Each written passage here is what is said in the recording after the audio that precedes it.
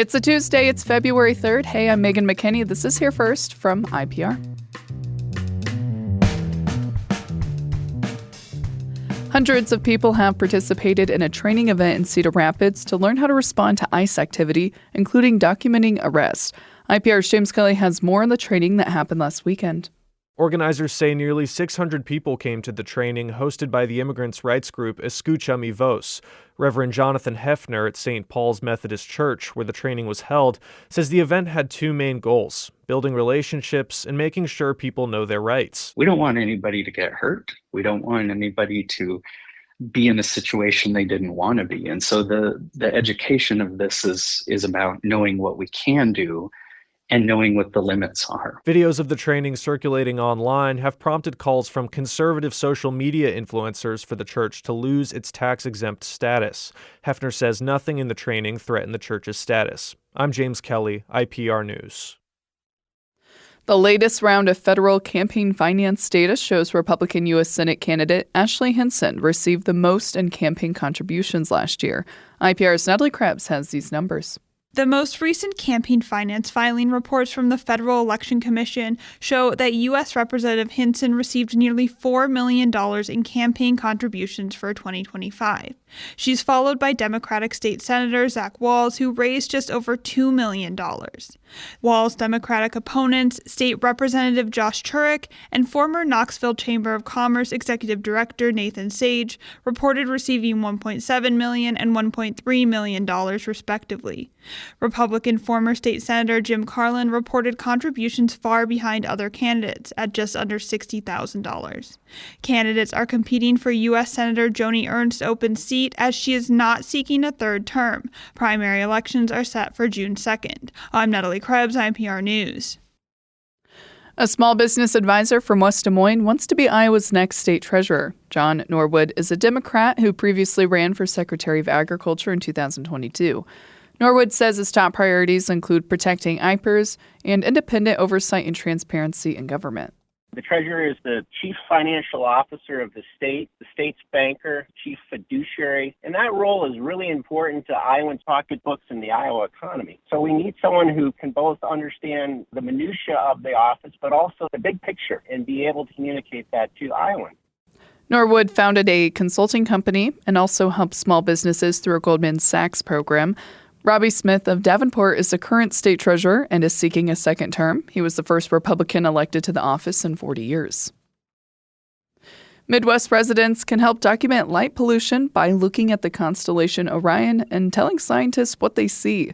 The Globe at Night project lets people report how starry their view is. That helps scientists know how much light pollution is in the area. Globe at Night has been around for almost 20 years. Astronomer Connie Walker helps run the project. She says she'd like to see more people submitting reports in rural areas. We need as many as possible. A lot of them come from big cities, and that's good, but you also need the rural ones that don't have as much light pollution for comparison, and also to monitor and make sure that they don't get any worse. Walker says Globe at Night received relatively few reports last year from Nebraska, Iowa, the Dakotas, and parts of Kansas. It's Here First from IPR. I'm Megan McKinney. Zach Stoppelmoor, who's from Iowa, will be competing in the Winter Olympics, a goal he set at 8 years old. And so now it's just prepping and trying to get ready to achieve the second half of the goal, and it's to go and win a medal. Stoppelmoor is the first Iowan to make the U.S. Olympic speed skating team. We'll hear from him in just a moment. Stay with us. Welcome back to this Tuesday edition of Here First from Iowa Public Radio. I'm Megan McKinney. Zach Stoppelmoor is on his way to the Winter Olympics in Italy. He's from West Des Moines, and at 26 years old, he's the first Iowan to make the U.S. Olympic speed skating team. Hey, Zach, thanks for joining us, and congrats on making the U.S. Olympic team. Thank you. I appreciate it. How did you get into skating? It started when I was really little. I was probably maybe 5, 6 years old. A flyer came home from school about roller hockey, actually, and I just started playing roller hockey. And at that time, the coach of roller hockey was the same coach of inline speed skating. And he was like, "Hey, you're pretty fast. You should try out speed skating." And I was like, "Okay, I'll give it a chance." And so then I don't know, used to be a hockey player that did speed skating, and then I became a speed skater that did hockey, and then it was just fully speed skating. And I did inline speed skating from when I was 6 years old until 19, I think, and then moved out to Salt Lake City to start ice speed skating. What was your life like growing up in central Iowa? I loved being in Iowa. I think when I'm done skating, I'll definitely end up back there. So, but yeah, I mean, growing up, I did inline speed skating, and that was really about it. Skate South was where we would train. I love Skate South. Yeah. I'm not good at skating, but Skate South makes me feel like I am. Yeah. What does a typical day look like for you now as you prepare for the Olympics? So right now we're back into our hard training block.